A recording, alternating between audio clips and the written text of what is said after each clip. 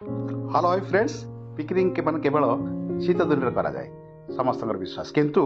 picnic आजिकल युव समाज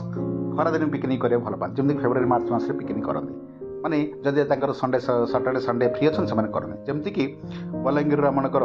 यूरोका होमकेयर owner तांको team को नहीं गोटे चिंता कले एवं ये हूँ यूरोका होमकेयर ओनर विशाल बाबू सी योजना कले गोटे भल पिकनिक करे सी सागर किचन को मन पकड़े भुवनेश्वर सागर किचन हूँ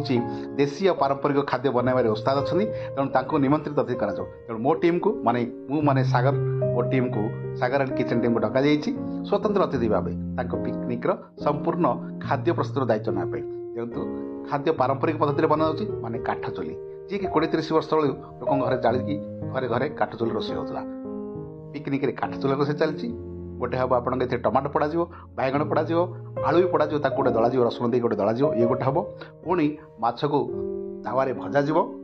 आ संग दि जाव गोटे पुदीना धनिया लंका पकई गोटे चटनी दि या संग सब इम्पोर्टाट है भात